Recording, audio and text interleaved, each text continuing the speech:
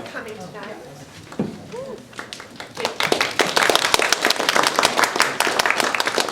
This is the first show of the Upstart Pro Theater Company's 44th season. Hopefully you got a program on the way in, because not only will it tell you the names of the wonderful actors you're going to see tonight and all the people who worked so hard to put this show on the back are our sponsors. We would especially like to thank our sponsors for their support. On the inside back cover, you will find the rest of our season. Except I can't turn this page. The rest of our season, we're doing some great plays. If you would like to purchase a season ticket, see me before you leave the theater tonight, and we can subtract whatever you paid for tonight's ticket off the cost of the season ticket. We also have a survey in here, looks something like this.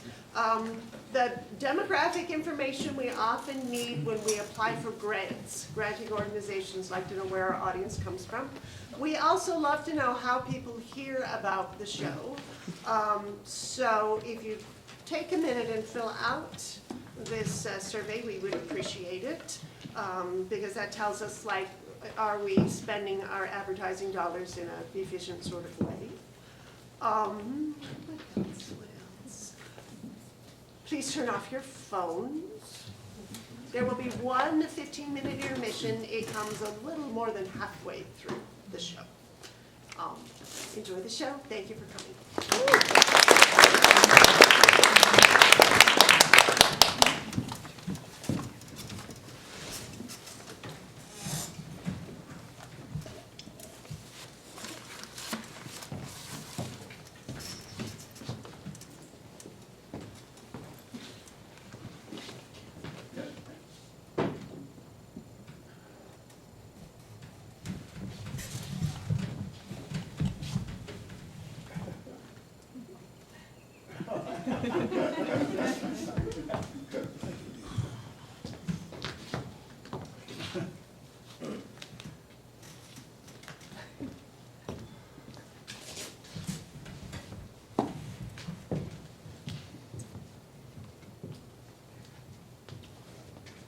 The blue room in the east wing is ready. Yes, Mr. Dominic. And the white room in the west wing is ready. Yes, Mr. Dominic. The procedure will be as before. Yes, Mr. Dominic. See to it that I have no fault to find. And that will do.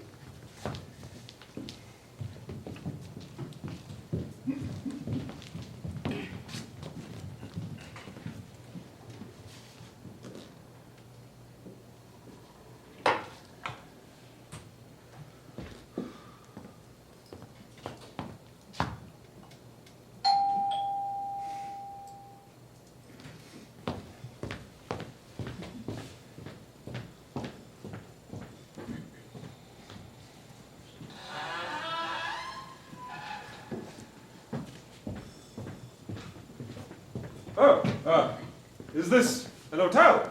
My chauffeur said we've had an accident, been delayed on the way. He said that we could pull up here. Here, Saunders, this can't be the place. Perhaps you could tell me. Saunders was gone, Leonard. Gone? What the devil? Saunders was perfectly correct, my lord. This is a sort of hotel. He went off as soon as he got out of the car. Leonard, are you sure? Saunders was perfectly correct, my lord. This is a sort of hotel. What the devil's happened to him? But doubtless he's gone around to the garage to get the doors open. Won't your lordship? You can put us up, just for tonight. My wife and myself. If your lordship and her ladyship will come in. It's the best we can do, dear. Frightfully sorry about it, but after all, what difference does it make? I dare say it will be quite comfortable. It's only for one night. Thank you, my lady.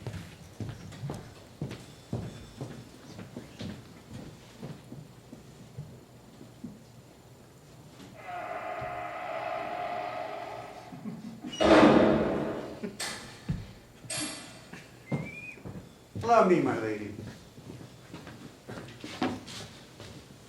You can give us something to eat? I don't want anything, Leonard. Nonsense, dear. Supper will be served in 5 minutes, my lord. Do you know who we are? Well, I have not that pleasure, my lady. Then why do you call me my lady? My dear. No, Leonard. Well, His lordship mentioned that your ladyship was his wife. yes. Then you know him by sight. Well, really, my dear, that need not surprise you. I know his lordship's rank, my lady, not his lordship's name. My rank. How the devil... Supper will be served in 5 minutes, my lady. Dashed rummy sort of hotel. I don't like it, Leonard. Nonsense, dear. It seems almost as though they had expected us. Why, my dear child, how could they? In the ordinary fashion, we should have been in Dover. Why, almost at Calais by this time. I know. Why aren't we? Car, Saunders, a fool of a chauffeur. Series of unfortunate accidents. Do you often have these unfortunate accidents, Leonard? My dear Anne, you aren't seriously suggesting that I've done this on purpose. No. But why tonight of all nights? Of course, it's damned annoying missing the boat, but we can catch it tomorrow morning. We should be in Paris tomorrow night. Tomorrow night. But that makes such a difference. I hate every hour we spend together like this in England. Really, I don't see You why. must take it that I do, Leonard. I told you from the first, it was run away or nothing with me. There was to be no intrigue, no lies or pretenses or evasions. And somehow it seems less sordid if we begin our new lives together in a new country. Perhaps the French, for what we are doing, is not quite so crude as the English. Yes, I know it's absurd of me, but there it is. Oh, well. Would you mind a cigarette? Why do men always want to smoke even up to the moment they're about to eat? Can't you breathe naturally for 5 minutes? Beg your pardon.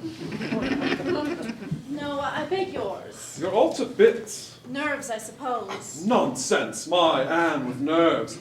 Now, if it had been Eustasia... Really, Leonard, I think we had better leave your wife out of it. Beg your pardon. Perhaps you're right. In a crisis, we are all alike, we women. No, damn it, I won't have it. It's blasphemy. Anne, my darling. Oh, I am different, aren't I? Darling. I'm not a bit like anyone else, not even when I'm cross. Darling. And you do love me. Darling. No. Now you're going to smoke.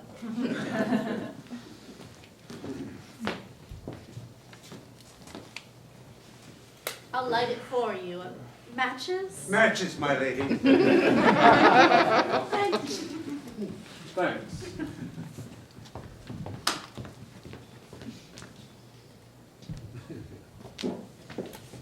Damn that fellow. Well, after all, he thinks I'm your wife, or don't wives light their husbands' cigarettes? You're right, Anne. There's something odd about this place. So you feel it now. What did he mean when he said he knew my rank but not my name? Perhaps he looked inside your cap, like Sherlock Holmes, and saw the embroidered coronets. How do you mean? There's nothing inside my cap. No, darling. It was a joke. And the table laid? Only one table? Yes, but it's set for 3. They didn't expect us. Well, so it is. Must be some new idea in hotels. Some new stunt of Harrod's, or what's the fellow's name? Lyons, yes. A country house hotel. By the way, what will you drink? Bollinger 1906. Mr. Latimer will be down in 2 minutes, my lady. He asks you to forgive him for not being here to receive you. Mr. Latimer? Who on earth's Mr. Latimer? If you would wish to be shown your room, my lady. No, thank you. Now look here, my man. Is this an hotel, or have we come to a private house by mistake? A sort of hotel. I assure your lordship there is no mistake. Thank you, my lady. Very original man, Harrod. Where's the Lyons? Now look here. I'm going to get to the bottom of this. Why bother? Mr. Latimer will be here in 2 minutes. Yes, but who the devil is Mr. Latimer? Do you always arrange something fascinating like this when you elope, Leonard? I think it's so romantic of you. But don't you think the mere running away is enough, just at first? Leaving behind the fogs and frets of England, the weariness and coldness of it, and escaping together to the warm, blue, sun-filled south. Isn't that romantic enough? Why bring in a mysterious and impossible a mysterious and impossible Mr. Latimer? You should have saved them for afterward, for when the poetry was wearing out and we were beginning to get used to one another. My dear Anne, what are you driving at? I say again, do you really think that I've arranged all of this? Well, somebody did.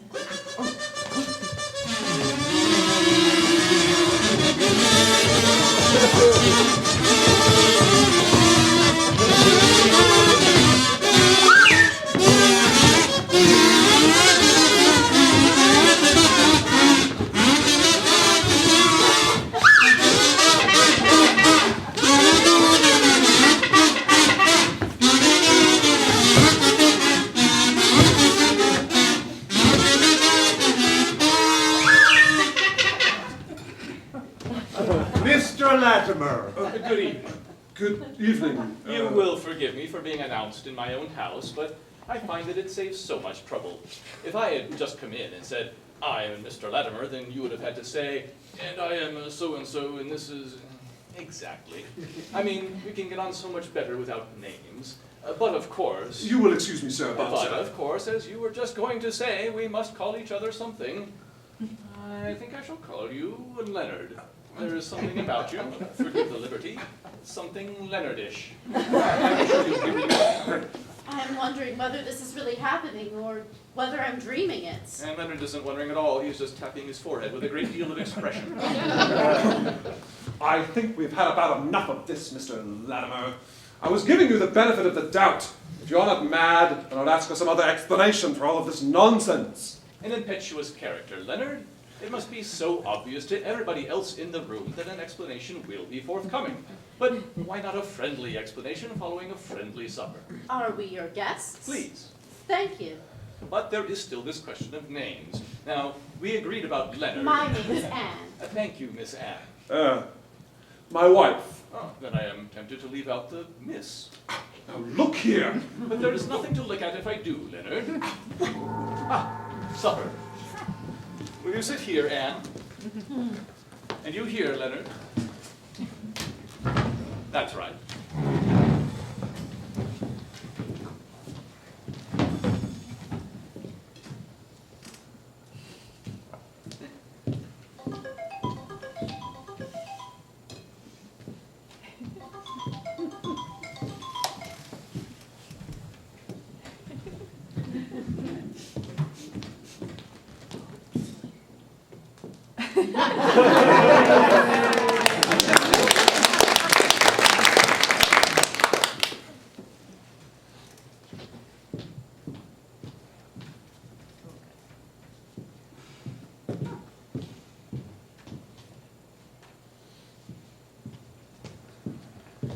A little fish, a bird, a little sweet. Enough to drink, but not too much to eat. I composed that in my bath this morning.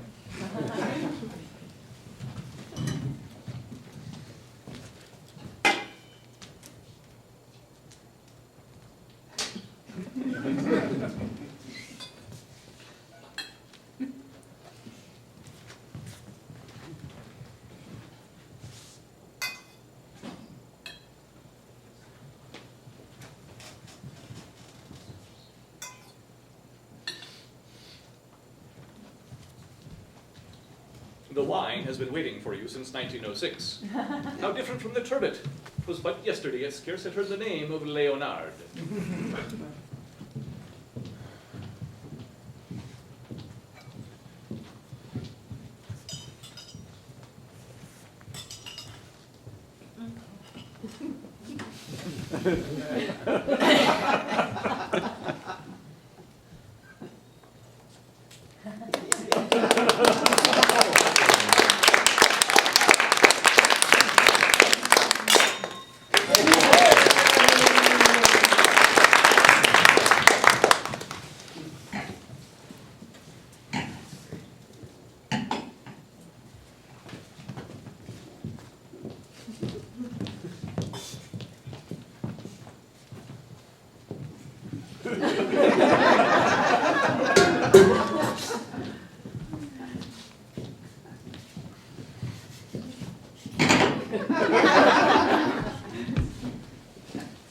Dismiss the staff, Dominic. We would be alone.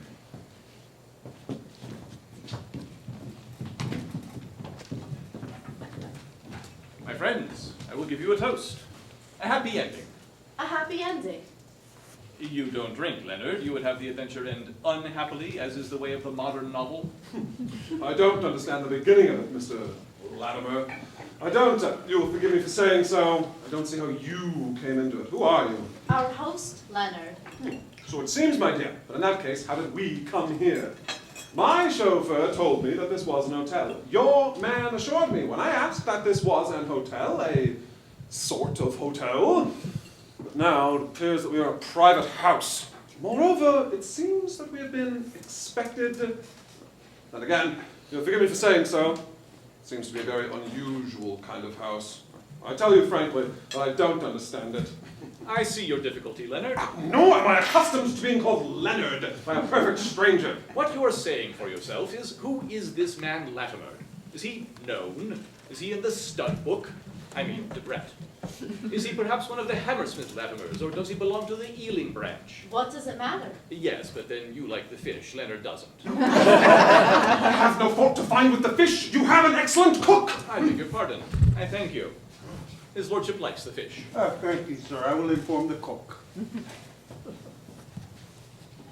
While you are giving your tiresome explanations after supper, Mr. Latimer, I wish you would add just one more to them. But of course. Your Mr. Dominic's appearances are so apt. How was it done? Ah, yes, I'll make a note of that. Dominic, apt appearance of. Admit the bird, Dominic. I'm afraid we shall have to be getting on now, Mr. Latimer. And, dear, we are much obliged to your hospitality, but I imagine we are not far from Dover. On the Dover Road, certainly. Exactly. So, if you could have some instructions given to my chauffeur, Dominic, his lordship's glass is empty. He wishes to drink my health. I beg your pardon, my lord. And while he is up, just find his lordship a more comfortable chair. He has been a little uneasy on that one all through the fish. I beg your pardon, my lord.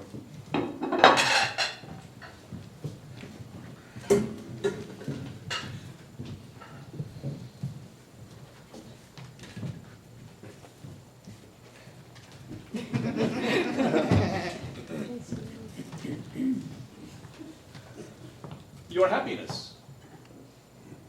And now for the bird. I like these little ceremonies in between the courses, don't you? I'm liking my supper. I'm so glad. I shot this bird myself. What is it, Dominic?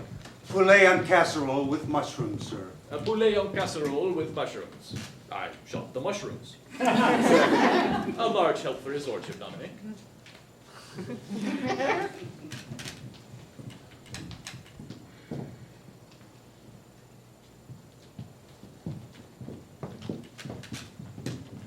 Let me introduce your chicken to you, Leonard.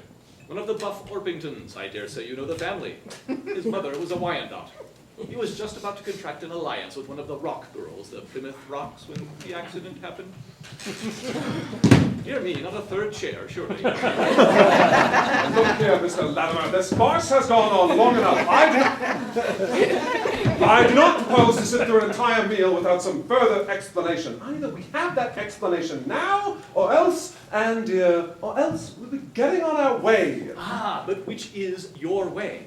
Dover. My chauffeur seems to have gotten off track a bit, but if you can put us on to the Dover The Road. Dover Road. The Dover Road. A dangerous road, my friends, and you're traveling in the dark. Really, Mr. Latimer, that need not frighten us. What do you mean? A strange road, Anne, for you. A new, untraveled road. No, nonsense. She's often been this way before. Haven't you, dear? No, but I'm not frightened, Mr. Latimer. Dominic, supper is over. His lordship loved the chicken too well to eat it. He adored the mushrooms in silence. Inform the cook. Yes, sir. A cigarette. No, thank you. You permitted? Of course. Cigar, my lord. Thanks. Well, shall we?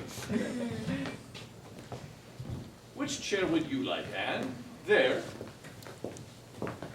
That's right. Now, Leonard, we want something especially comfortable for you. You're thinking about chairs, if you don't mind my saying so. What about that one? Just try it and see how you like it.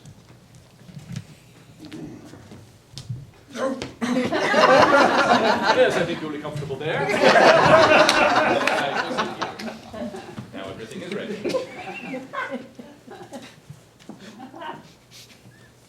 I am waiting, Mr. Latimer. I am waiting, Leonard, for your questions. Let me begin with one. Your table was laid for 3. For whom were the other 2 places intended? For yourself and Leonard. You expected us then. Yes. How did you know we were coming? Saunders had his instructions to bring you. Saunders, my chauffeur! Do you mean to say? Let me help you up, Leonard. You're on the wrong chair again. It is difficult to be properly indignant in that one. There. Do you mean to tell me that you had the audacity to bribe my chauffeur? No, Leonard. What I mean is that you had the foolhardiness to bribe my friend Saunders to be your chauffeur. Upon my word. Who is Saunders? Saunders? He's Joseph's brother. Joseph was the gentleman in red. He helped you to fish. How dare you interfere in my private affairs in this way, sir? Before you explain how you dare, Mr. Latimer, I should like to know just why you are so interested in us. Who are you? No more than Mr. Latimer. And it is a purely impersonal interest which I take. And I take it just because you are going the Dover Road, my dear, and it is a dangerous road for young girls to travel. I don't think I asked you to be interested in me. Nobody does, my dear, but I am very interested in all my fellow travelers. It is my hobby. And, The door is locked, Leonard. and I will give you 1 minute in which to open it. Dominic, his lordship's face is just a little too close to mine. Coffee! Excellent.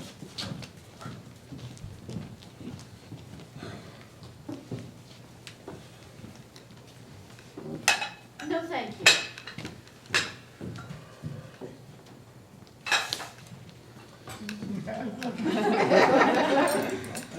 No thanks.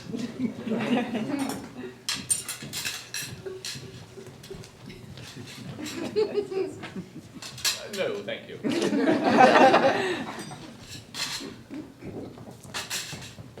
By the way, Dominic, did you go round to the hospital this afternoon? Oh, yes, sir. The young gentleman is getting on nicely. He was able to take a little bread and milk this morning. I'm glad. Nothing solid, yes? No, sir. The jaw is still very tender. He bumped it against my knuckles last week. An impetuous young fellow. He was running away with, dear me, I forget her name. I always forget names. I think he called her a pussy. She had several children. What's this? Dominic after appearance of. Ah, yes. It's very simple. A little fad of mine. There are bells everywhere in this room. In every chair, on the table, in the floor. Wherever I am, I can press a bell for Dominic. He is always close at hand on reception evenings. Yes. That was the little warning you were giving us just now. Yes, I thought it better. Leonard is so impetuous. Joseph and Jacob were both amateur champions in their day. Dominic is a very heavy faller. He never has to fall on a man twice. Clear at the beginning, it makes it so much easier. Mr. Latimer, I assure you that this is not a sudden freak of fancy, and that I know my own mind. I ask you, as a gentleman, to open the door. I am afraid it is impossible, Anne. So, we are kept here by force? Need we insist upon it? Let us rather say that you are postponing your visit to France in order to spend a few days with a friend. I prefer to say force. I do not dictate your words to you. Your movements for the moment, yes. So, let us say force. We are prisoners, in fact. Within the limits of my house. And if my wife chooses to walk out your front door tomorrow morning, your fellow conspirators would lay hands on her and stop her? My dear Leonard, why should your wife want to walk out of the front door tomorrow? What would she do in the garden in November? Do be reasonable. Suppose she wished to walk to the nearest police station. Do you? Could I? If you stood on Leonard's shoulders, you might just reach the top of the wall. Dominic tells me they have lost the key of the gates. Very careless of them. Well, it's monstrous! Yes, but we can't go on saying that. Here we are, apparently, and here we have to stay. But I still want to know very much why Mr. Latimer has this great desire for our company. You may have the advantage of me now, sir, but you will not always have it. The time will come when I shall demand satisfaction for this insult. My lord, letters addressed to me at the Charing Cross post office will always be forwarded. This gross insult to myself and my wife? No, not your wife. How dare you? Surely I haven't made a mistake. You and he are running away together, aren't you? Now look here, Oh, sir. Leonard, what's the good? We're not ashamed of it, are we? Yes, Mr. Latimer, we are running away together. Of course. Why not? Leonard, you aren't ashamed of it, are you? I object to this interference in my private affairs by... Yes, but you said all that. It's interfering with me, damnably interfering. But I am doing it because I want you both to be happy. I can look after my own happiness. And this lady's? She's good enough to believe it. I am not a child. Do you think I haven't thought? The scandal, the good name I'm going to lose, the position of that other woman? I have thought of all these things. There is one thing of which you haven't thought, Anne. I'm afraid you're old-fashioned. You're going to talk to me of morality. Oh, no, I wasn't. Living alone here, a bachelor, within these high walls which keep the world out, you believe what the fairy books tell us, that once two people are married, they live happy ever after. Oh, no, I don't. I am the wicked woman, coming between the happy husband and wife, breaking up the happy home. Is that it, Mr. Latimer? Rubbish, the happy home. Why, this is my first real chance of happiness. His first real chance of happiness, as he said when he proposed to Eustasia. What's that? May I ask you some questions now? Yes. Eustasia will divorce him, We shall not defend the suit. and then you will marry Anne. Another insult. I shall not forget it. I beg your pardon, I simply wanted an answer. He will marry me. I see. And then, as the fairy books tell us, you will live happy ever after. I need hardly say that I shall do my best. And then, as the fairy books tell us, you will live happy ever after. I live within my high walls which keep the world out. I am old-fashioned, Anne. You are modern. You know the world. You don't believe the fairy books. And yet, you are going to live happy ever after. I don't see what you're driving at. Anne does. I take the risk, Mr. Latimer. What a big risk. Oh, believe me, I am not so much out of the world as you think. Should I have known all about you, should have brought you here if I were. I know the world. I know the risks of marriage. Marriage is an art. It's a profession in itself. And what are you doing? Marrying a man whose only qualification for the profession is that he has tried it once and made a damned hash of it. Well, really, sir. Isn't it true? Well, I admit that my marriage has not been a happy one, but I venture to say, well, I don't wish to say anything against Eustasia. Go on. Life is too short for us to be gentlemen all the time. Well, then I say, not even St. Michael and all his angels could have made a success of it. I mean, not even St. Michael. Yet you chose her. Well, Miss Anne, I am not being moral. You see, I am a very rich man, and we know on good authority that it is difficult for a very rich man to be a very good man. But being a very rich man, I try to spend my money so that it makes somebody else happy other than myself. It's the only happy way of spending money, isn't it? And it is my hobby to prevent people, to try if I can prevent people, making unhappy marriages. It's wonderful what power money gives you. Nobody realizes it because nobody ever spends it save in the obvious ways. You may say that I should have prevented Leonard from marrying Eustasia in the first place. I have done that sometimes.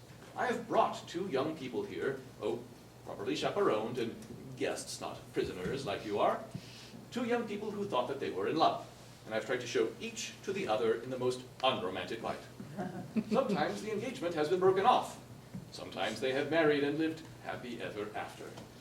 But mostly it is my hobby to concentrate on those second marriages into which people plunge, with no parents now to restrain them, even more hastily than they plunge into their first adventure. Yet how much more carefully should they be considered, seeing that one at least of the parties has already proved his utter ignorance of the art of marriage. And so, my dear friends, when I hear, and a rich man has many means of hearing, when I hear that two people are taking the Dover Road as you are taking it tonight, I venture to stop them and say, in the words of the fairy book, are you sure you are going to live happy ever after? your intentions may be good, but I can only repeat that your interference is utterly unwarranted, and you're entirely mistaken as to the power and authority which your money grants you. Authority? None.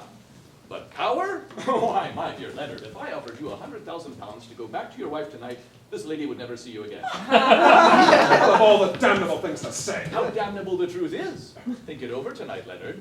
You are a poor man for your position. Think of all the things you could do with £100,000. Turn it over in your mind, and then over and over again. £100,000. Is this part of the treatment? Am I being shown my lover when he is mercenary?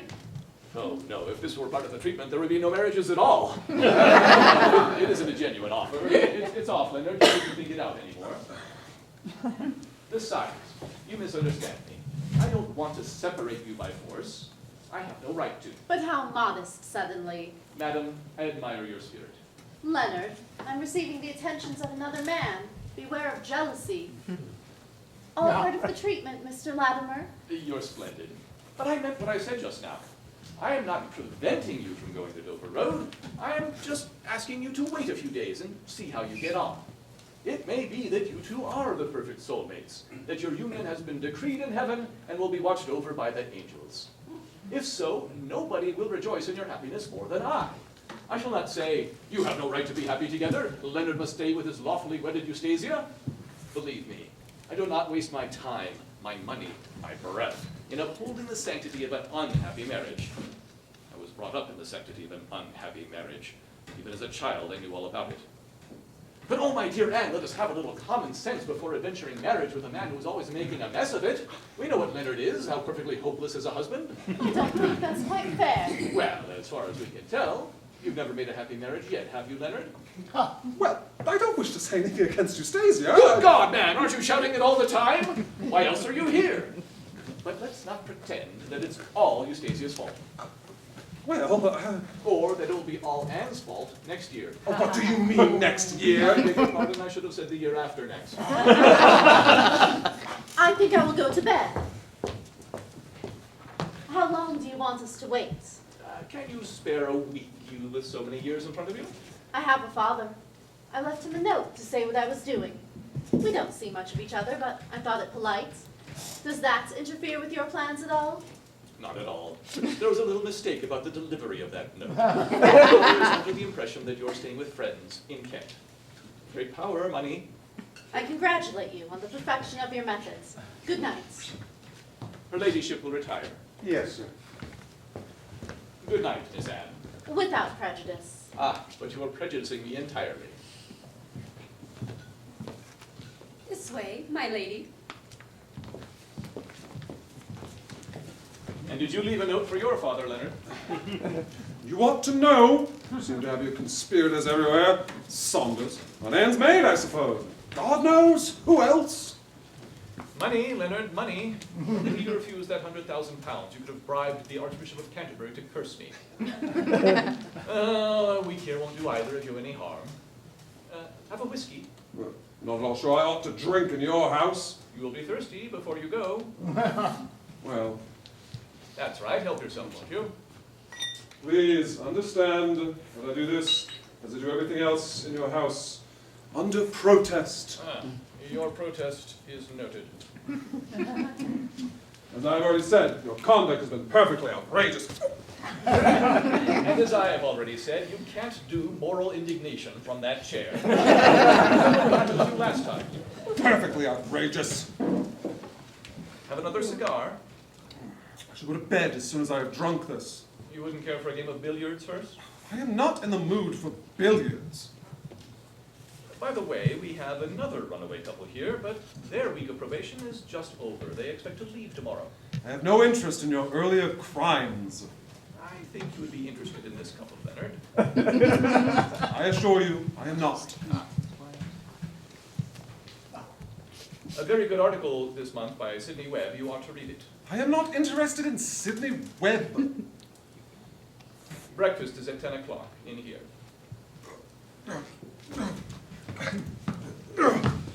I shall eat it under protest. You're off? Then I'll say good night. Good night.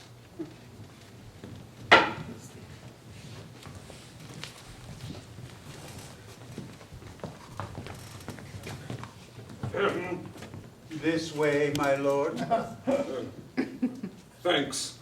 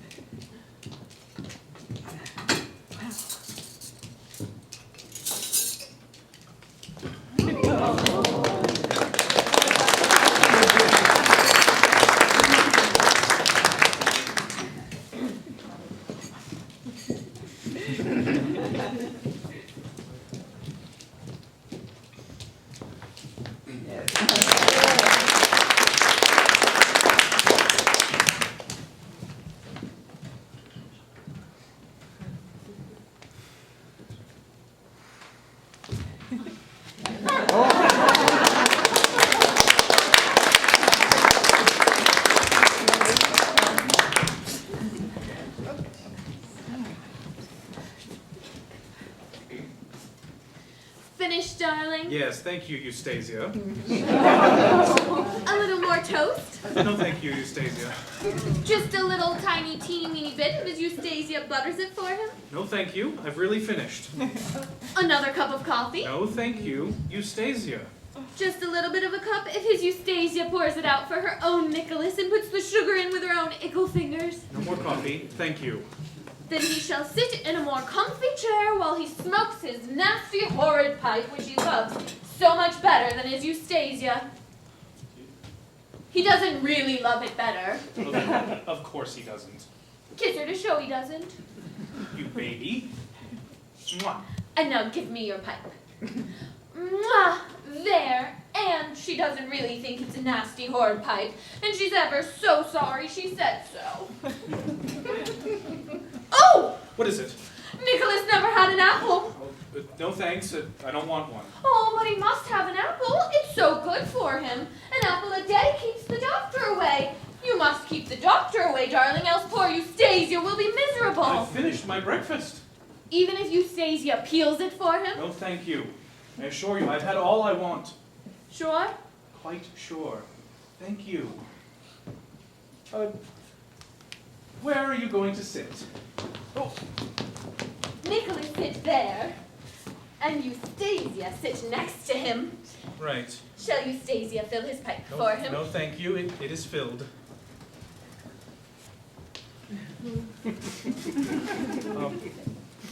Eustasia, Yes, darling. we've been here a week. Yes, darling. A wonderful, wonderful week. And now, today, we leave this dear house where we've been so happy together, and we go out into the world together. A week. Except for the first day, we've had all our meals alone together. Alone, Nicholas? 4 meals a day. That's 24 meals. 24. And at every one of those meals, you have asked me no less than 4 times to have something more, when I had already said I didn't want anything more. Or in other words, you have forced me to say, no thank you, Eustasia, 96 times when there was absolutely no need for it. Nicholas. We are both young. I'm 26 and you're... 25. You are 25. If all goes well, we may look to have 50 years more together. Say 2,500 weeks.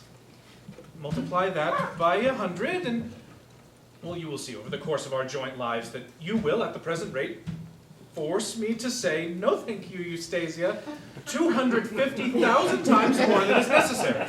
Nicholas. I wondered if we couldn't come to some arrangement about it, that's all. You're cruel, cruel. I just wondered if we couldn't come to some arrangement. Oh, Nicholas, my darling. Oh, darling, don't. Oh, there. I'm sorry. Nicholas is sorry. Oh, he oughtn't to have said it. Oh, forgive me, darling. It's only that I want you to be well and you must eat. Yes, Eustasia, it is dear of you. Ask any doctor, he would say you must eat. Yes, darling. You must eat. Yes, darling. What's a wife for? If it isn't to look after her husband when he's ill and to see that he eats? All right, dear, all right. We won't say anything more about it. And when you had that horrid cold that first night after we came here, I did look after you, didn't I? And take care of you and make you well again. You did, yes, of course. And don't think that I'm not grateful for it. You were very kind. Too kind. Not too kind, darling. I love looking after you and doing things for you and taking care of you and cosseting you. Leonard was never ill. Leonard? My husband. Oh, I guess I never thought of him as Leonard. I prefer not to think about him. I've never seen him, and I don't want to talk about him. No, darling, I don't want to either. Oh, no, we've taken the plunge, and we're not going back on it. Darling? I mean, as a man of honor, I mean, you can't go back now. I mean, I took you away, and here we are. Here we are. Darling, you aren't regretting. No, Eustasia, listen. I love you. I am not regretting. I've never been so happy. So happy, Eustasia. I've never been so happy. Can't you hear? Oh, darling. There. Oh, Nicholas, you frightened me so just for a moment. I was afraid you were regretting. No. Oh, how right Mr. Latimer was. He was indeed. Oh, how little we really knew each other when you asked me to come away with you. How little? Oh, but this week has shown us each other as we really are. It has. And now I feel absolutely safe. We are ready to face the world together, Nicholas. Ready to face the world together.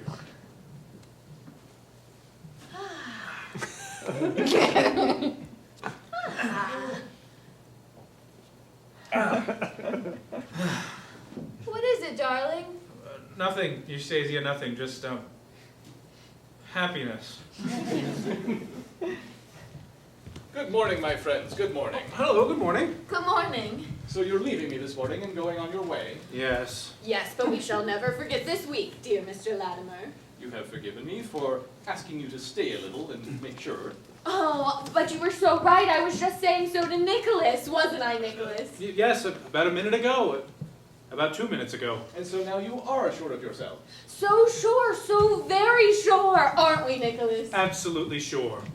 Now, I don't want to hurry you, but if you have any little things to do, the car will be here in half an hour. Half an hour? Oh, I must fly. Yes, we must fly. By the way, you will be interested to hear that I had 2 other visitors last night. Mr. Latimer, you don't mean another couple? Yes, another romantic couple. Oh, if I could but see them before we go, just for a moment, just to reconcile them to this week of probation. Tell them what a wonderful week it can be. You shall, I promise you. Thank you, dear Mr. Latimer. Oh, I say. Yes. I say, what would you, I mean, supposing, because, you see, I mean, it isn't as if, of course, now, half an hour, I suppose I must be getting ready. Nicholas. Yes? Yes? Cheer up. What? Well, I'll go get ready.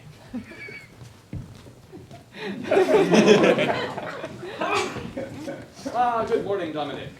Good morning, sir. A nice-ish morning it seems to be, sir. A very nice-ish morning. I have great hopes of the world today. I'm very glad to hear it, sir. We must all do what we can, Dominic. That's the only way, isn't it, sir? Great hopes. Great hopes. Paper, sir. Ah, thank you. Anybody married today? Dear me, quite a lot. 1, 2, 3. 10. 10! 20 happy people, Dominic. Let us hope so, sir. Let us hope so. By the way, how was his lordship this morning? A little depressed, sir. Ah. It seems there was some misunderstanding about his lordship's luggage. A little carelessness on the part of somebody, I imagine, sir. Dear me, didn't it come with him? I'm afraid not, sir. How careless of somebody. Lend him anything? Well, Joseph offered to lend him a comb, his own comb. A Christmas present last year, Joseph tells me. His lordship decided not to avail himself of the offer. Very generous of Joseph, seeing that it was a birthday present. Yes, sir, but unfortunately, Joseph came down to the last blade in his safety razor this morning. His lordship is rather upset about the whole business, sir. Oh, well, I dare say a little breakfast will do him good. Are you ready for breakfast, sir? Good morning, Miss Anne. I hope that you slept well. Very well, thank you. I am so glad. All right, Dominic. Thank you, sir. Are you ready for breakfast? Quite ready. But what about Leonard? Leonard? I made sure I was to have a practice breakfast with Leonard this morning. I've been thinking of a few things to say up in my room. Say them to me instead. They're quite wifely. But think what good practice. Very well.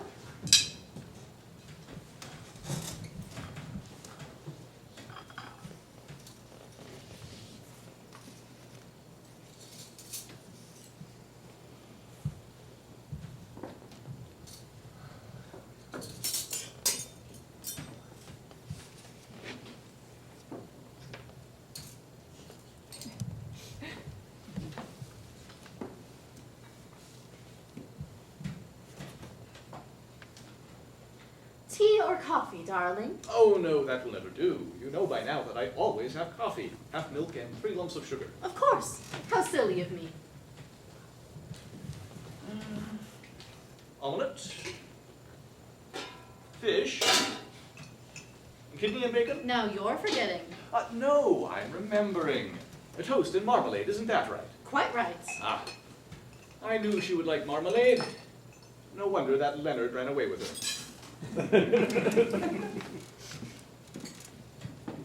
Your coffee, darling. Thank you, my love. My love is very connubial, I think. Delightfully so. Do go on. I was sorry to see in the paper this morning, which I glanced at, my precious, before you came down. How do you like my precious? Wonderfully lifelike. Are you sure you haven't been married before? Only once. Eustasia. You had not forgotten Eustasia. I'm afraid I had. In fact, for the moment I had forgotten you were being Leonard. Thank you. I could wish no better compliment. Of course, I don't wish to say anything against Eustasia. Really, Leonard?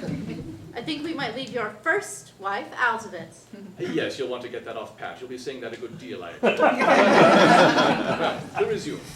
I was sorry to see in the paper this morning that Beelzebub, upon whom I laid my shirt for the 2:30 race at Newmarket yesterday, and incidentally, your shirt too, darling, came in last, some 5 minutes after the others had finished. How annoying. Oh, my poor darling. The word poor is well chosen. I shall have to work. You know what I want you to do, Leonard? No, I had forgotten. I should like to see you in the House of Lords, taking your rightful place as a leader among men, making great speeches. My dear Anne, I may be a peer, but I'm not a dashed politician.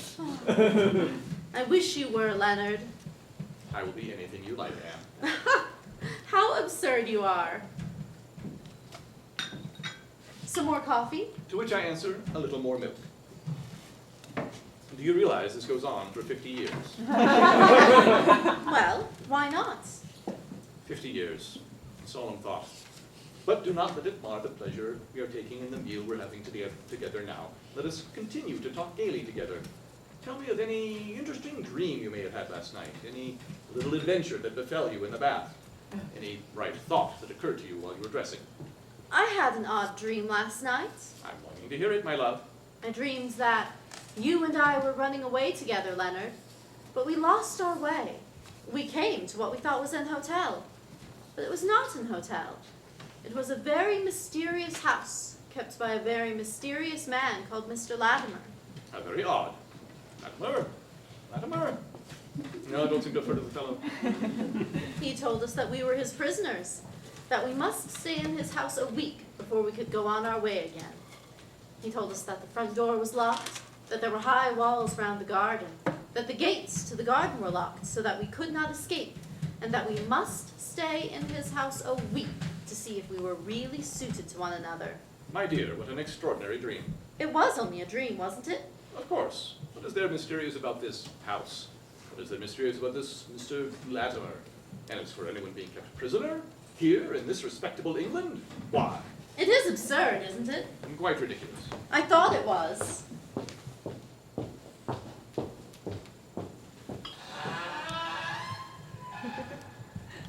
You see, I thought it was. You see, the gates are open too.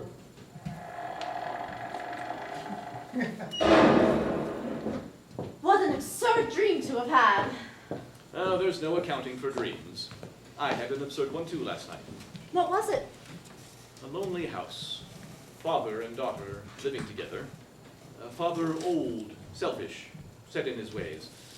Father, or daughter, left to herself. Her only companion, books, knowing nothing of the world. A man comes into her life, the first. He makes much of her. It is a new experience for the daughter. She is proud, so very proud, so glad that she means anything to him. He tells her when it is too late that he is married. Talks of an impossible wife, tells her that she is his true mate. Let her come away with him and see something of the world which she has never known. She comes. Dear me, what silly things one dreams. Absurd things.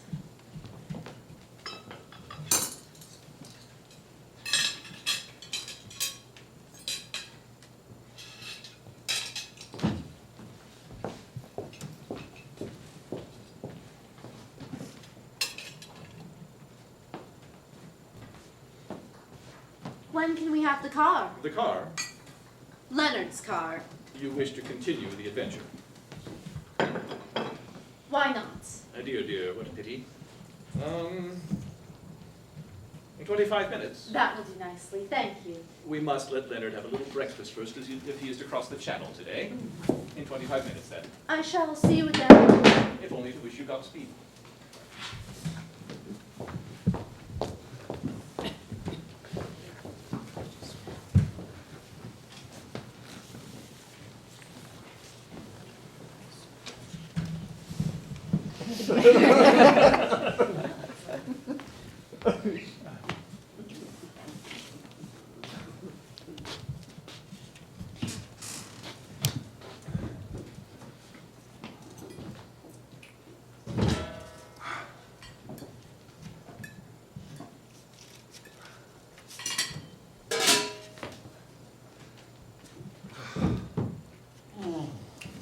Good morning, Leonard. Oh, good Lord! I didn't know you were there. You were so hungry. May I trust you slept well? I slept well! All the damn drafty rooms. Yes, and what about my luggage? Your luggage? Yes, apparently it was not put on the car. Your fellow, what's his name, Joseph, says? Dear me, we must inquire into this. Lost your luggage? Dear me, that's a very unfortunate start to a honeymoon. That means bad luck, Leonard. Dominic, what's this about his lordship's luggage? Joseph tells me there was some misunderstanding about it, sir. A little carelessness on the part of somebody, I imagine, sir. Dear me, didn't it come with him? I'm afraid not, sir.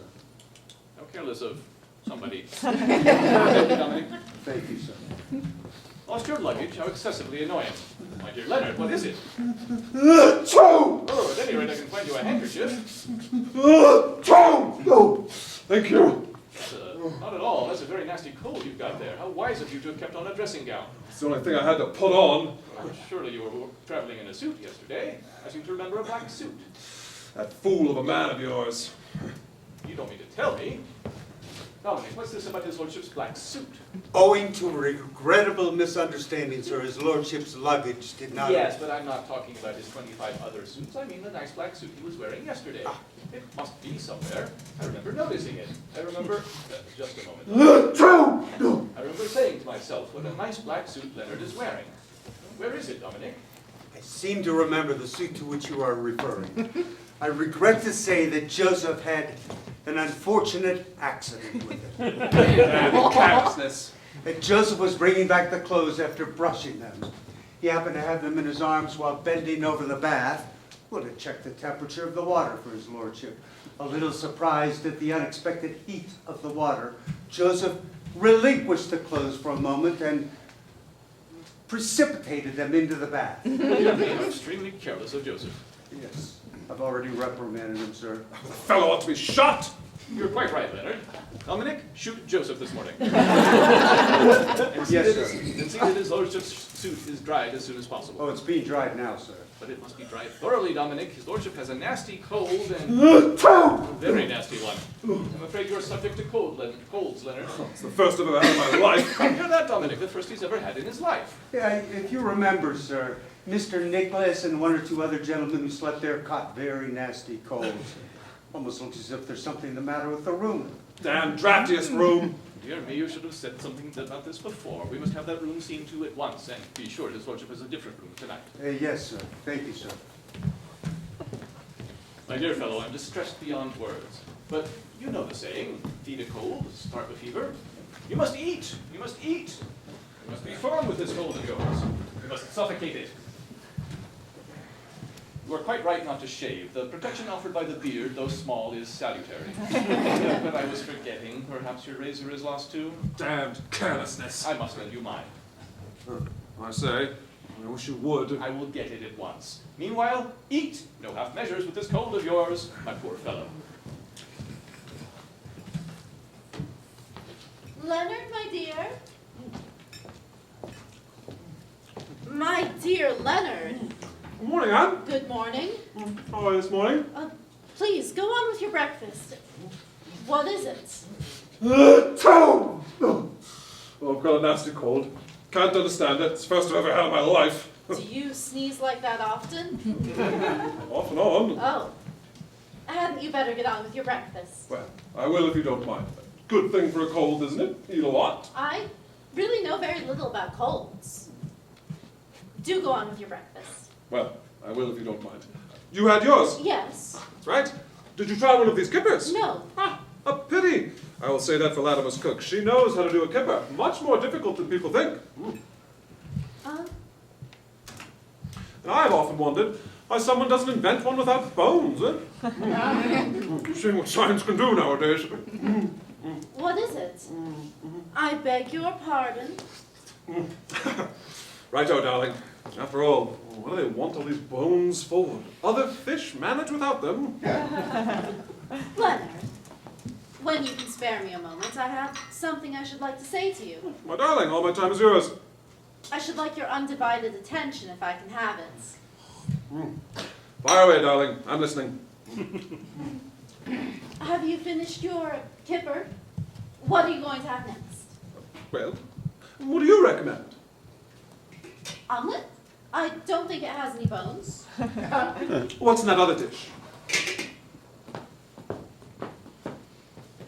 Kidneys. What are the kidneys like? Well, you can see what they look like. Did you try one? They're delightful. I had several. There. Now have you got everything? Toast, butter, salt. What is it? Pepper. Pepper. There. Now have you got everything? Yes, thank you, my dear. Then before you actually begin, I have something I should like to say to you. Very mysterious. What is it? There's nothing mysterious about it at all. It's perfectly plain and obvious, only I do want you to grasp it. Well? Well? Well? The car will be here in a quarter of an hour. The car. The automobile. But whose? Ours. More accurately, yours. But what for? We are running away together, Leonard. You and I. It may have slipped your memory, perhaps, but I assure you it is a fact. The car will take us to Dover, and the boat will take us to Calais, and the train will take us to the south of France. You and I, dear. Just as soon as you've finished your breakfast. But what about Latimer? Just you and I, dear. Two of us only. The usual number. We shall not take Mr. Latimer. My dear Anne, you seem quite to have forgotten that this confounded fellow Latimer has got us prisoners here until he chooses to let us go. I have not forgotten. I eat his kidneys now, but he shall hear from me afterwards. The damned interference. Have you been dreaming, Leonard? Before all these kippers and kidneys and things. Dreaming? The car will be here in a quarter of an hour. Why not? It is your car. This is England. It is the 20th century. We missed the boat and spent the night here. We go on our way this morning. Why not?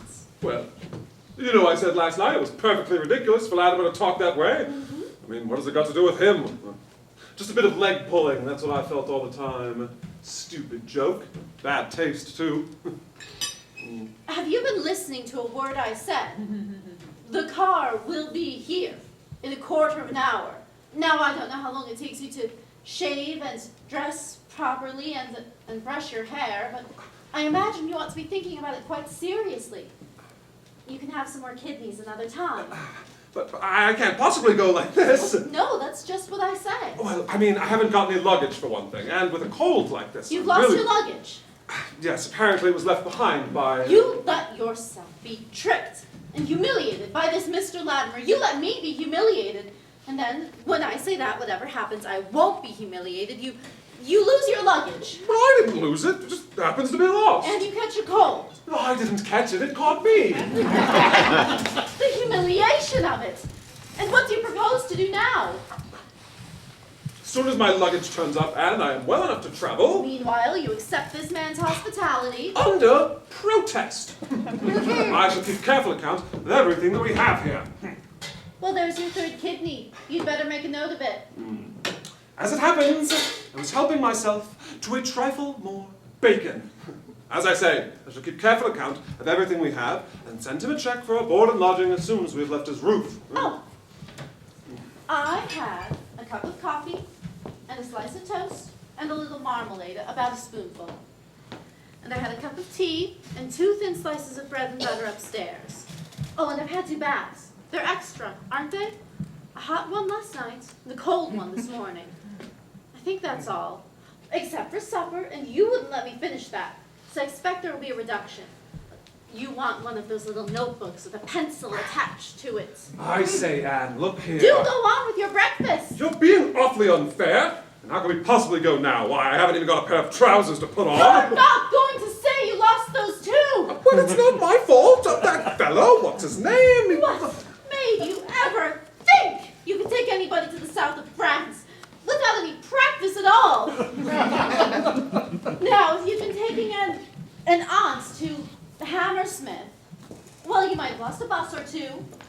Your hat would have probably been blown off, and you would have found yourselves at Hampstead the first 2 or 3 times. Your aunt would have had to stand up the whole way. But still, you might have got there, eventually. I mean, it would be worth trying if your aunt were very anxious to get to Hammersmith. But the south of France! My dear Leonard, it's so audacious of you! Now, look here, Anne. Now then, Leonard, we'll soon have you all right. Ah, Anne, you don't mind waiting while Leonard has a shave? He wanted to grow a special beard for the continent, but I persuaded him not to. The French accent will be quite enough. Do you mind Wednesday's blade? I used Tuesdays this morning myself. Oh, Mr. Latimer, I find we shall not want the car after all. No. No, poor Leonard is hardly well enough to travel. I hope that by tomorrow, perhaps, but I'm afraid we shall have to trespass on your hospitality until then. I am so sorry. But I am charmed to have you. Let me tell your maid to unpack. Don't trouble things. I've got to take my hat off. I shan't be a moment, Leonard, darling. Now then, Leonard, darling, to work. Thanks. But where are you going? Upstairs, of course. Is that wise with a cold like yours? Damn it, I can't shave down here. Oh, come, we mustn't stand on ceremony when your life is at stake. Now, you were complaining only 5 minutes ago of the draft in your room. Here we have a nice even temperature. Well, there's something in that. There's everything in it. Now, you've never had a cold before, so you don't know. But any doctor will tell you how important it is to stay in one room with a nice even temperature. What's the feeling of going upstairs? Well, That's right. You've got everything you want. There are plenty of mirrors. Which period do you prefer, Queen Anne? it's fine, thanks. Good, then I'll leave you to it.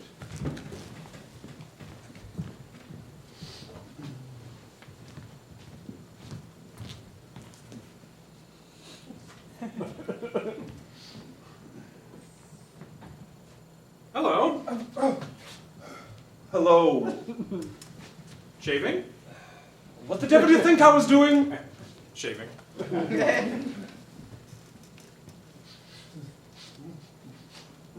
Two. Got a cold? Obviously. Horrid sneezing when you're all covered with soap. Look here. I did not ask for your company, and I do not want your comments. Well, if it comes to that, I was here first. And I didn't ask you to shave in the hall. There are reasons why it is necessary for you to shave in the hall. Don't bother to tell me, I know them. What do you mean? You're the couple that arrived here last night. And you're the couple that's leaving this morning. Exactly. Yes, but I don't see why. You haven't tumbled to it yet? Tumbled to what? The fact that just a week ago there were reasons why it was necessary for me to shave in the hall. You? You don't mean... Yes, I do. You lost your luggage. Yes. You woke up with the cold. Yes. Horrid sneezing when you're all covered with soap. I say, that fellow, what's his name, didn't drop your clothes in the bath. Oh, rather. Damn smart chap, Latimer. Damn scoundrel. Oh, he's quite right, you know. One learns a lot down here. I shall leave this house at once, as soon as I've shaved. You still want to?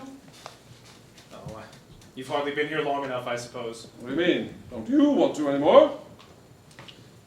Latimer's quite right, you know. One learns a lot down here.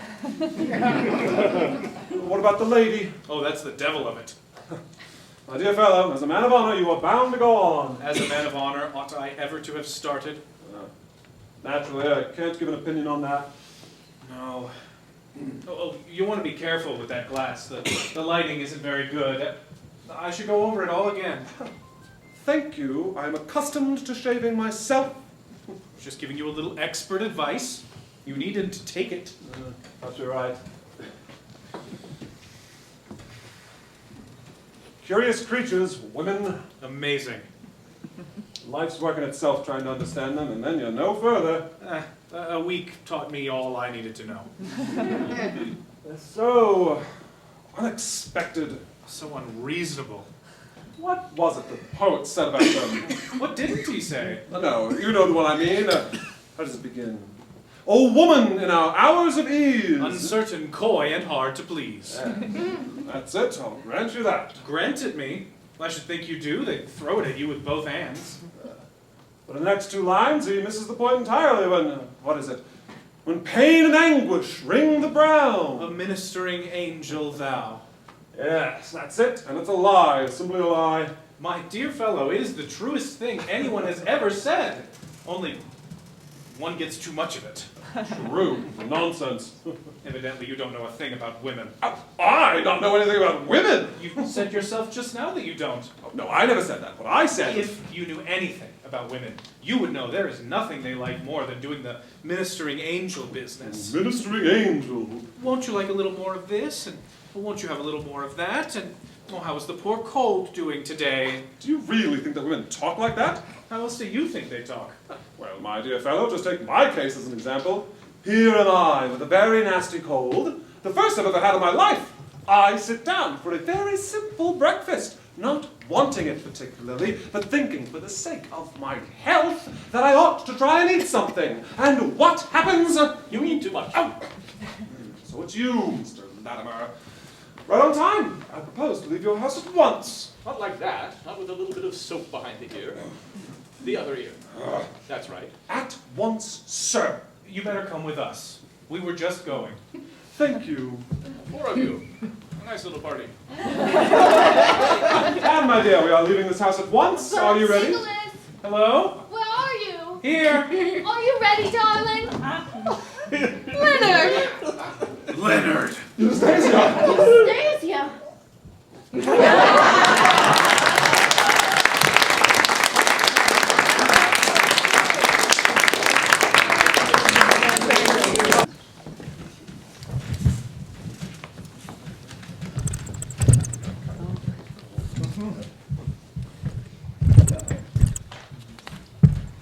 Leonard! Leonard. Eustasia! Eustasia!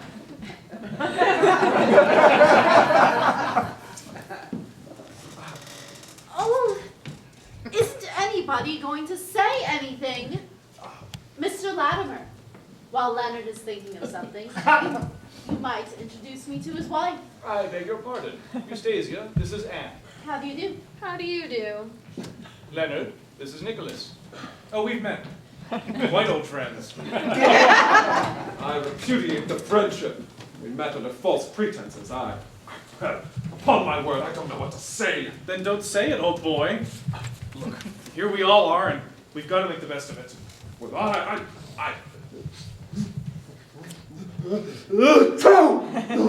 Leonard, you have a cold? A very nasty cold. It will be better when he has finished his breakfast. I have finished my breakfast a long time ago. I beg your pardon, I misunderstood. I've been shaving. But Leonard, I don't understand. I've never known you ill before. I never have been ill before, but I am ill now. Very ill. And nobody minds. Nobody minds at all. This fellow, Latimer, inveigles me here. Inveigles. I shall pronounce it how I like. It's about time I asserted myself. I have been too patient. You inveigle me here and purposely give me a cold.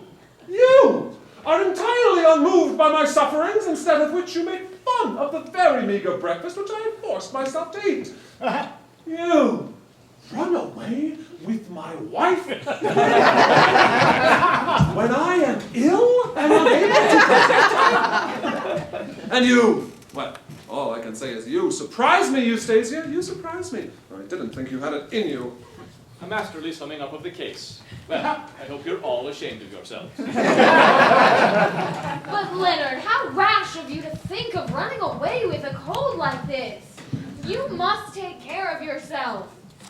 Eustasia will take care of you and make you well again. Oh, poor boy. He had a nasty, nasty cold and nobody looked after him. Mr. Latimer, I shall want some mustard and hot water and eucalyptus. But of course. There you have it. As soon as someone who understands illness comes onto the scene, you see what happens. Hot water, eucalyptus, mustard, she has it all at her finger ends. Yes, sir. A small mustard and water for his lordship. Oh, it's to put his feet in, not to drink. A large mustard and water. Hot water? Yes, my lady. And if you have any eucalyptus? Yes, my lady. We got some in specially for his lordship. Did Mr. Nicholas absorb all the last bottle? Yes, sir. I fairly lived on it. Is there anything else his lordship will require?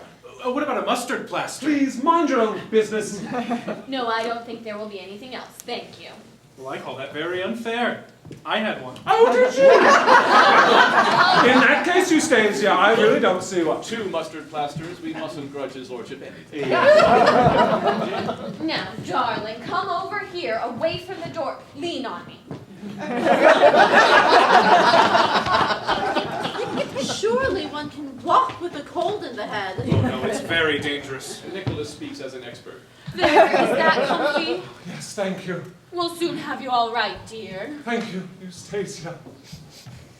Well, as Nicholas said just now, here we all are, and we've got to make the best of it. What are we all going to do? Please leave me out of it. I can make my own arrangements, if you'll excuse me. I thought her ladyship might require a thermometer for his lordship's temperature. Thank you. I think it'd be safer just to take it. And I wondered if we couldn't put that screen round his lordship's chair? Certainly, my lady. Can't be too careful. That's right. Did you have the screen Oh, yes? and the thermometer? Oh, rather. The funny thing was, I liked it just at first. I don't mean the actual thermometer. I mean the fussing. That's a wonderful invention, a cold in the head. It finds you out. There's nothing like it, Nicholas, nothing. Thank you. And you're bringing the other things? Yes, my lady, as soon as ready. Thank you. Now, dear, under the tongue. Oh, I don't think I Oh, no, dear, don't try to talk. I say, Well, but I say not so loud. well, Well, what about it? what about what? Oh, as a man of honor, well, where do I come in? Of course, you know I want to do the right thing. Of course, my dear Nicholas, it's what one expected of you. I thought that if I were to, slip away now, unostentatiously. With just a parting word of farewell? That's what I was wondering. Would anything in the nature of a farewell be in good taste? I see your point. Don't think that I'm not just as devoted to Eustasia as ever I was. But in the circumstance, you feel that you could worship her from afar with more propriety. Yes. See, I had no idea they were so devoted. But the devotion may not last forever. Exactly. which is why I thought I might slip away now. Oh, Nicholas, oh, Nicholas. Of course, I don't wish to say anything against Eustasia. The house is full of people who don't wish to say anything against you. You see, oh, look out, I was Miss Anne. Ah, Anne, you're just in time. Nicholas wants your I advice. see, shut up. Mr. Latimer, I made my way upstairs to get my things and find my way to the nearest railway station, but there's a reason why I'm not going after all, just yet. I thought I'd better tell you. Were you really thinking of going? I'm so glad you've changed your mind. There are reasons why I had to. Bless them. Nicholas, I believe she stayed just so that she might help you. What does Mr. Nicholas want? I say it's very good of you and all that, but this is a question, well, this is rather something that a fellow ought to settle for himself. What he means is, ought he to get his things and make his way to the nearest railway station? Oh, no. There you are, Nicholas. Well, perhaps you're right. There! His temperature. This is an important moment in the history of the House of Lords. I say, do you really think I should stay? Please, Mr. Nicholas, I want you to stay. Righto, then I'll stay. 109? I say, what ought it to be? 98? Lord, I'm dying. It's just 99, a little over normal, Leonard, but nothing to matter. 99, so it is. I should never have forgiven myself if it had been 109. It's all right. I'm going to. Going to what? Oh, nothing. What he means is he is going to be firm. He thinks we all ought to have a little talk about things just to see where we are. Well, things aren't as they were, are they? If I had known Leonard was ill, but I've seen so little of him lately, and he's never been ill before. Of course, we all ought to know where we are. Yes, and at present, Leonard is behind that screen, which makes it difficult to discuss things properly. Leonard, could you... Oh, we mustn't take any risks, but if we moved the screen a little and sat up at that end of the room... Delightful. Sit here, Miss Anne, won't you?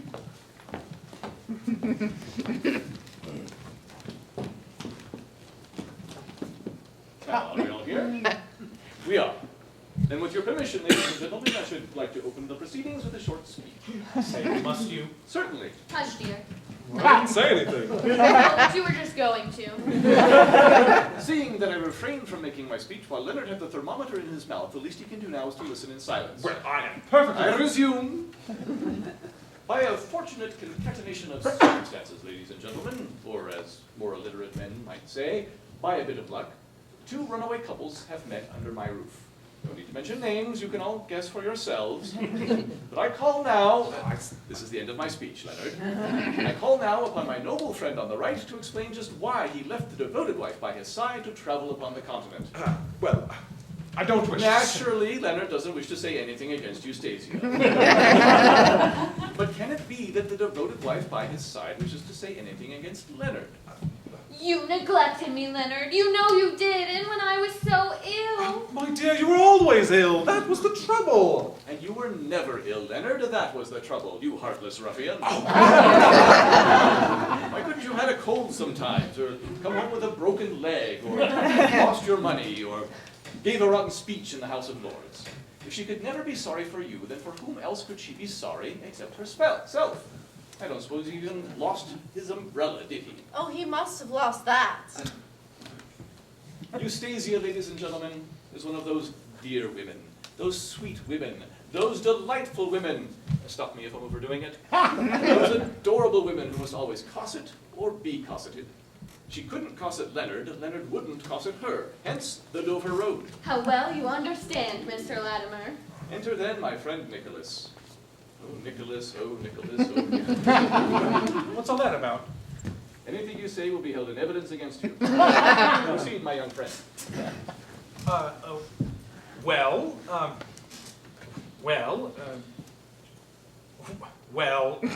There she was. Lonely, Exactly. neglected by her brute of a husband, fingers crossed, Leonard, who spent day and night rioting in the House of Lords while his poor little wife cried at home. Then out spake bold Sir Nicholas. This also was composed in my bath. Out spake bold Sir Nicholas, an Oxford man was he. Lo, I will write a note tonight and ask her out to tea. You see... I see, Nicholas, and so here we all are. Accept me. I guessed it you, Anne. Did I guess right? Yes. And so here we all are. And what are we all going to do? My house is open at your disposal for as long as you wish. The doors are open for those who wish to go. Eustasia. My duty is to stay here, to look after my husband. Well, that settles Eustasia. Anne. Of necessity, I must stay here. For the present. Well, that settles Anne. Nicholas. I'd stay here too, from choice. Well, that settles Nicholas. Leonard.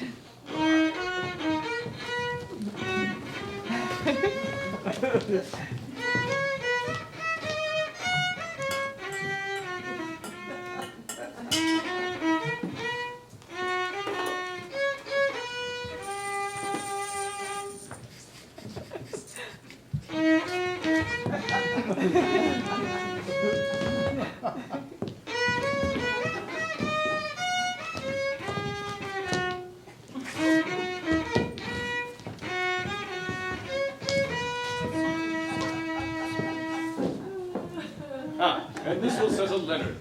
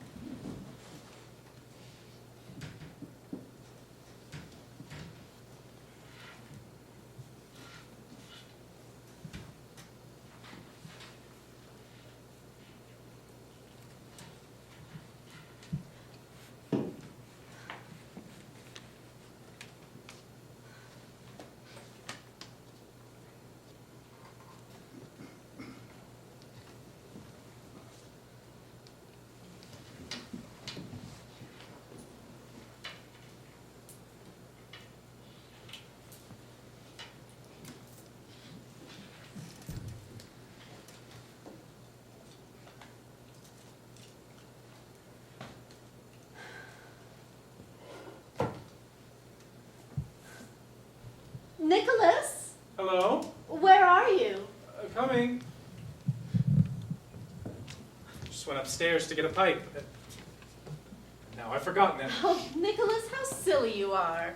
I don't want to smoke, you know. I thought men always did. Well, it depends on what they're doing. Oh, I say, it has been rather jolly here these last 3 days, don't you think? it has been rather nice.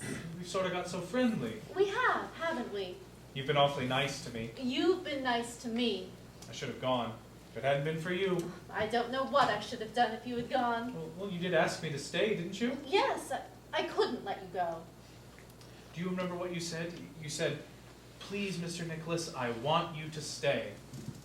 I shall always remember that. Please, Mr. Nicholas, I want you to stay. I wonder what made you think of saying that. I wanted us to be friends. I wanted to get to know you, to make you think of me as a friend. We are friends, Anne, aren't we? I think we are now, Nicholas. Friends. Nicholas. Yes? I want you to do something for me. Anything, Anne. Anything. I don't know whether I ought to ask you, Of course you ought. but, well, you see, we are friends. Almost like brother and sister. Well, I shouldn't put it quite like that. And I thought I might ask you. Of course, Anne. You know I would do anything for you. Yes. Well, would you lend me £1 2 and 6 till next Monday? Lend you? Today's Friday. I'll send you the money off on Sunday, I promise. And of course, I know one oughtn't borrow from men, but you're different. Almost like a brother. I knew you'd understand. But I don't understand. Well, you see, I only have 3 and 4 pence halfpenny, and it costs £1 5 and 2 to get home. Oh, it's a shame the way men always pay for us, and then when you really want money, you haven't got any. But I will pay you back Sunday. I have some money at home. I meant to have brought it. But why do you suddenly... Suddenly? I've wanted it ever since that first morning. I went up to my room, meaning to get my hat and walk straight out the door. And then I looked in my purse and found 3 and 4 pence halfpenny. What was I to do? Oh, anyone would have lent you anything. Leonard, for instance. Well, no, you couldn't very well have touched Leonard. But Latimer... Mr. Latimer, the man who brought us here, locked us up here and started playing Providence to us. I was to go on my knees to him and say, oh, dear Mr. Latimer, would you please lend me £1 2 and 6 so that I may run away from your horrid house? Really? Well, you seem to have gotten pretty friendly with him these 3 days. Of course, I'm polite to a man when I'm staying in his house. That's different. Oh, as a matter of fact, Latimer has been jolly decent. Anyway, he's saved us both from making silly asses of ourselves. And you think I'm grateful to him for that? Doesn't any man understand any woman? Are you suggesting I don't understand women? I'm suggesting you lend me £1, 2 shillings and 6 pence. Of course. If you're in such a confounded hurry to get away from here. Do you mind all silver? Not at all. In such a confounded hurry to get away from here. Why ever should I want to stay? Well, Lord. 2 shillings, 14 and 6. Why should she want to stay? Why do you think I'm staying? Because you're so fond of Mr. Latimer. Because he's so jolly decent. £1, 2 shillings, and 6 pence. Suppose if I told you what I thought about all this, you'd get on your high horse and refuse the money even from me. So I won't tell you. Here you are. You didn't think I'd fallen in love with you. Oh, in 3 days. Oh, Nicholas. Well, I don't see why... From a friend. From a friend. Lent to a friend.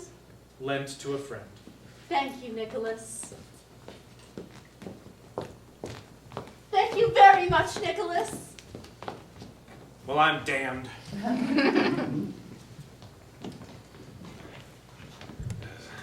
Oh, hello. Do you want to come here? Don't go, old boy.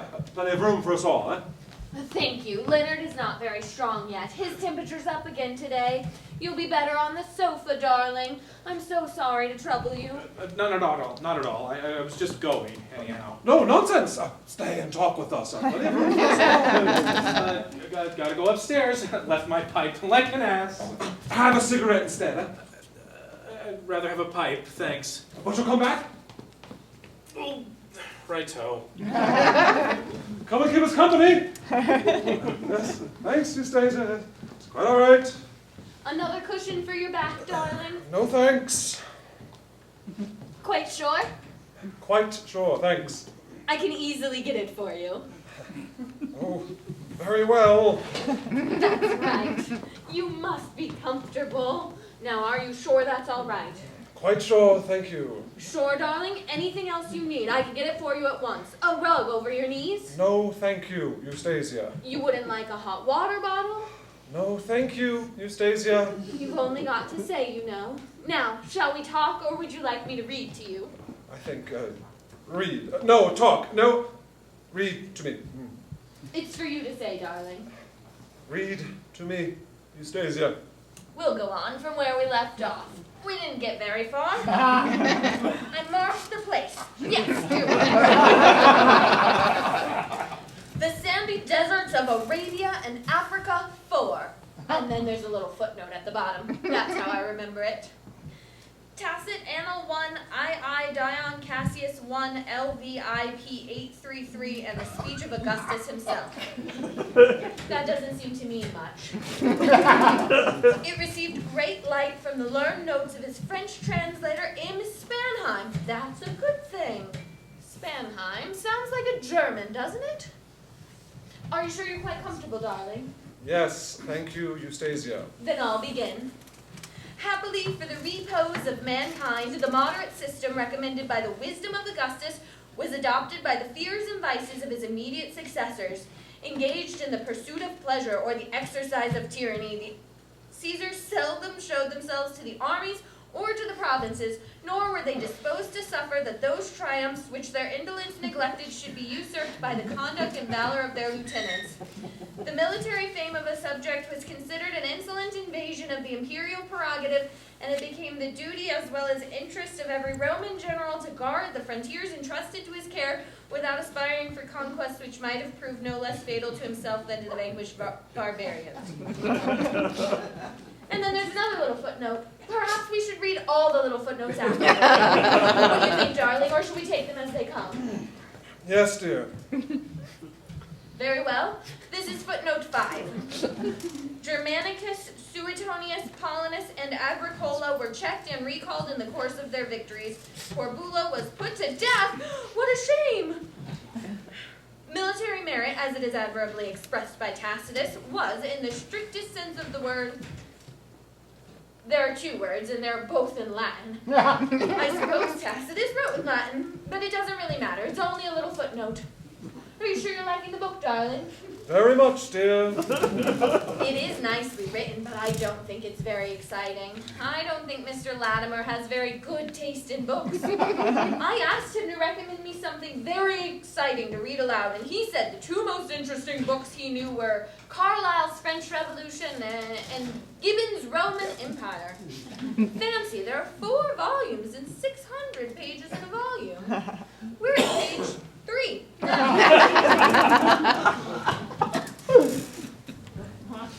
Oh, now this is interesting because it's all about us. The only accession which the Roman Empire received during the 1st century Christian era was the province of Britain. Fancy. The proximity of its situation to the coast of Gaul seemed to invite their arms. The pleasing, though doubtful, intelligence of a pearl fishery attracted their avarice. And then there's a little footnote. I suppose that's to say it's Whitstable. Oh no, the British pearls proved, however, of little value on account of their dark and livid color. How horrid! Tacitus observes... Well, then Tacitus says something. I wish he would write in English. Where was I? Something about pearls. Ah, yes, after a war of about 40 years, good gracious, undertaken by the most stupid, maintained by the most dissolute. I'm sorry, I'm interrupting. No, nonsense, Eustasia was just reading to me. You mustn't tire yourself, dear. Stay and talk. What's the book? Carlyle's French Revolution? Certainly not. Gibbon's Roman Empire. Is it any good? Fascinating, isn't it, Leonard? Very. You ought to try Carlyle, old chap. Oh, is he any good? Oh, topping.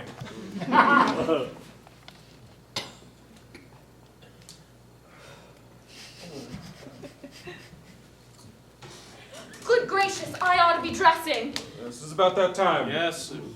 No, darling, I don't think it'd be safe for you to change. Not tonight. Tomorrow, if you like. I say, look here, you said that last night. Oh, but your temperature's gone up again. I expect it's because the book was so exciting. Guess that's it. I took his temperature before I began reading. Perhaps yesterday's installment was still hanging about a bit. No, dear, not tonight. Just to please his Eustasia. All right. That's a good boy. Mwah. And if he's very good and Eustasia is very quick dressing, perhaps she'll read him another little bit of that nice book before dinner. I say, don't go, old chap. You can change in 5 minutes. Righto.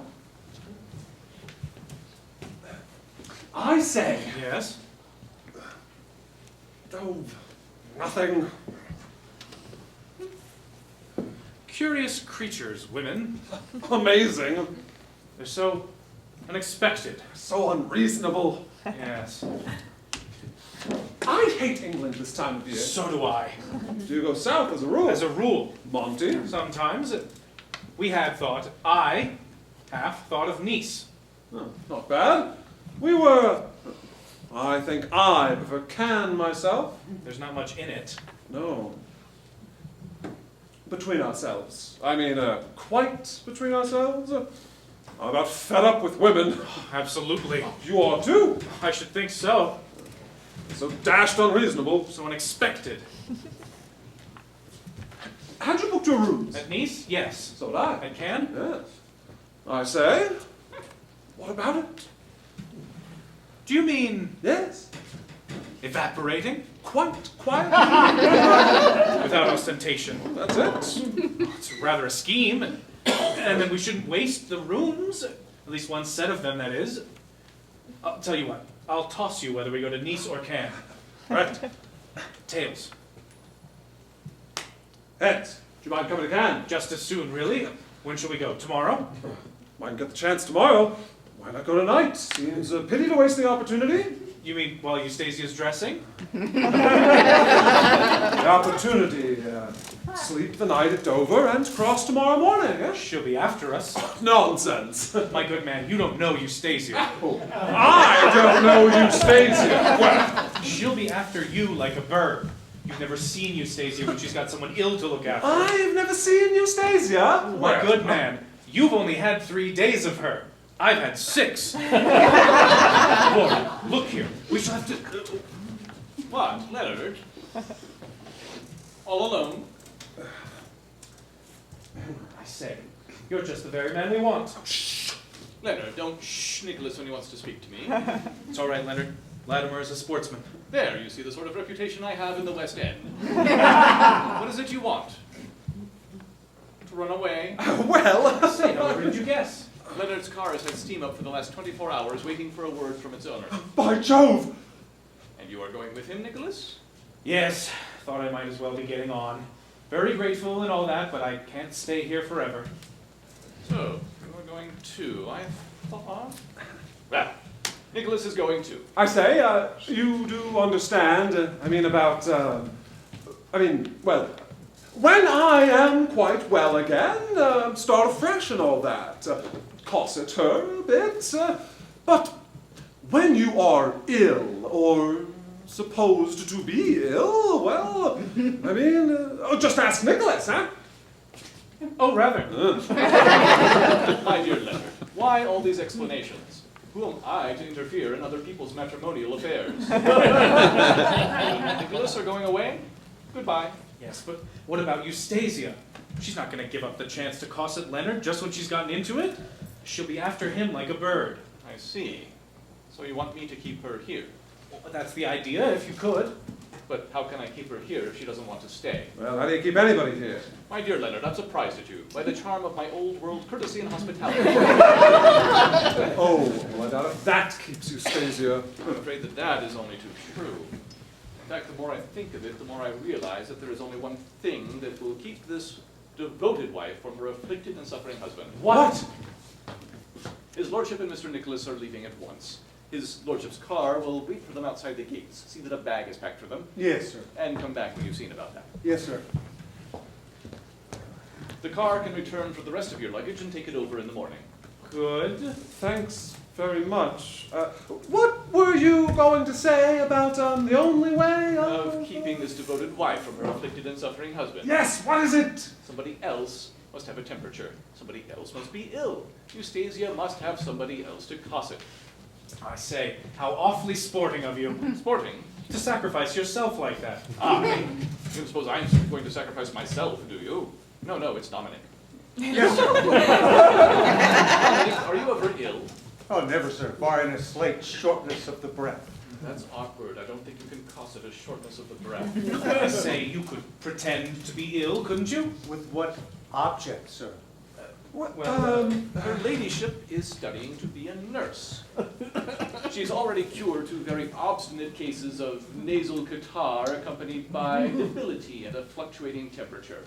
If she can carry 1 more case off successfully, she earns the diploma and the gold medal of the Royal Therapeutical Society. That's right. And you wish me to be that 3rd case, sir? That's the idea. And be cosseted back to health by her ladyship?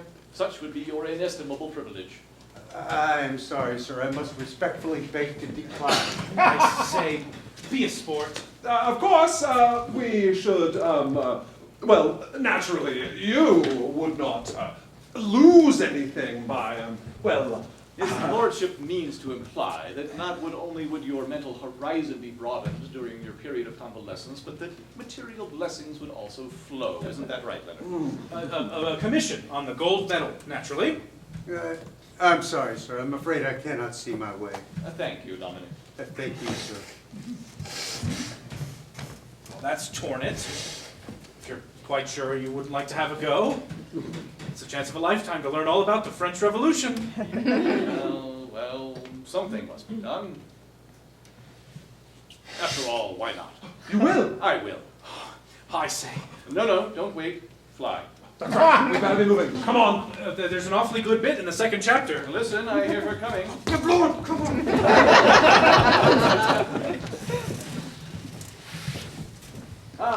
Dominic, in consequence of your obstinate good health, I am going to sacrifice I myself am going to embrace this great opportunity for mental and spiritual development. Very good of you, I'm sure, sir. What sort of illness would you recommend? How about a nice sprained ankle, sir? You think that would go well? It would avoid interference with the customary habits at mealtime, sir. There's a sort of monotony to bread and milk. There's no inspiration about it, whether treated as a beverage or as a comestible, sir. I haven't thought about bread and milk. Oh, you'll find you have little else to think about if you attempt anything stomachic.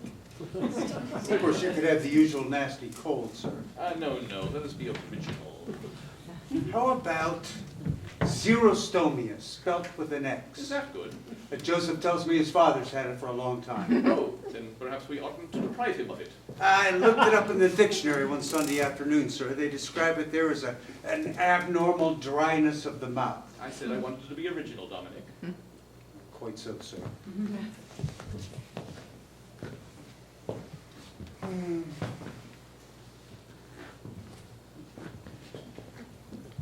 Perhaps I'd better leave it up to the inspiration of the moment. Dominic!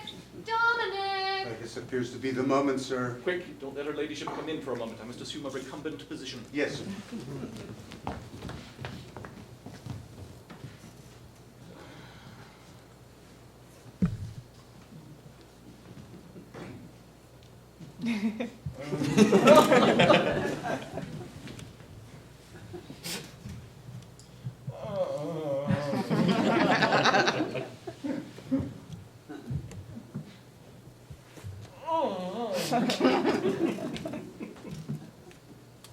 Going away.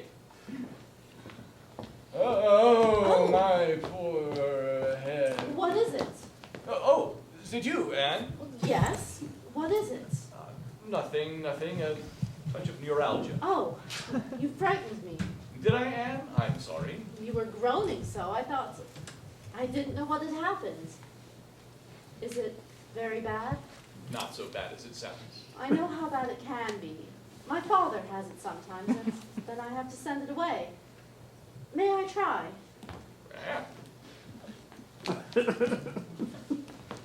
Close your eyes. But now I don't want to. It will go soon. Not too soon. Aren't faces funny when they're upside down like this?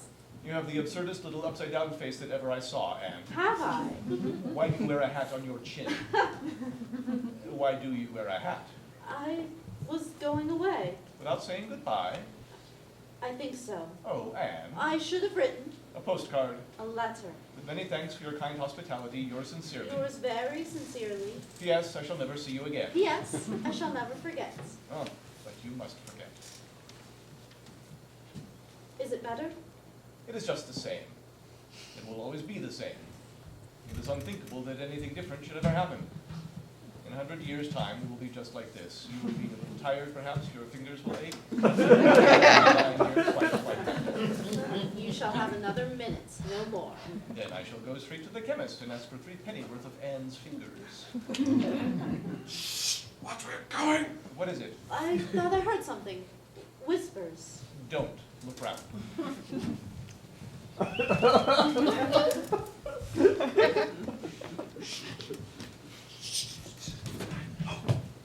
My pipe. I'll buy you a new one.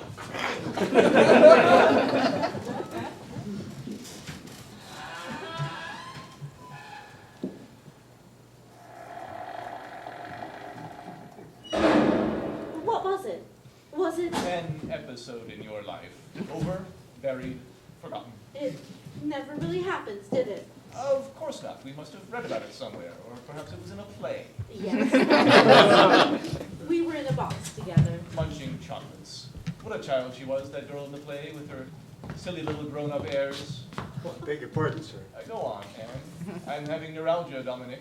A stubborn complaint, as I've heard, sir. Miss Anne is making me well. What did you want? Her ladyship says, will you excuse her if she's not down tonight? Shall we excuse her if she is not down tonight? The fact is, Sir Joseph is taken ill suddenly. The thought of Joseph. Joseph, what is it? A trifling affection of the throat, but necessitating careful attention, her ladyship says.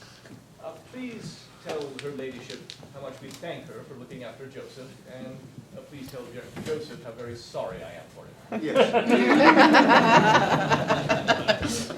You can't go now, Anne. You will have to stay and chaperone Eustasia and me. Must you go? Yes. Back to your father? Yes. Then let us say goodbye now. There is magic in your fingers which goes to my head and makes me think ridiculous things. Let us say goodbye now. Goodbye, Mr. Latimer. I wish you had been my father.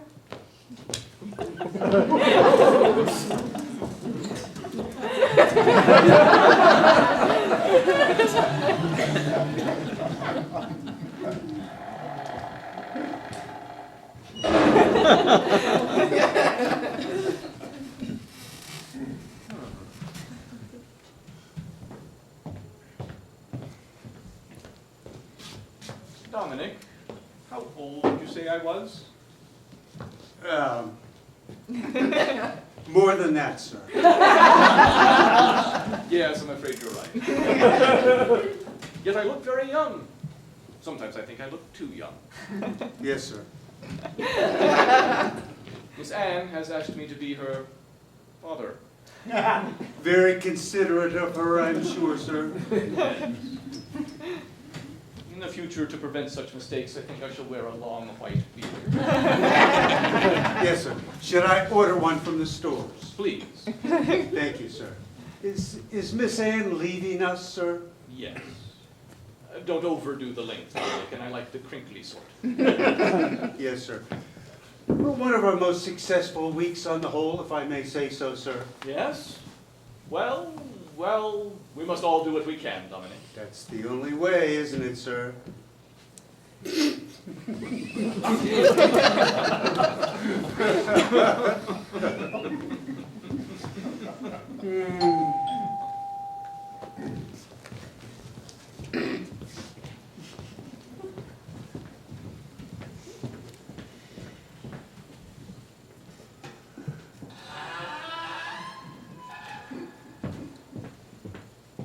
Oh, is this an hotel?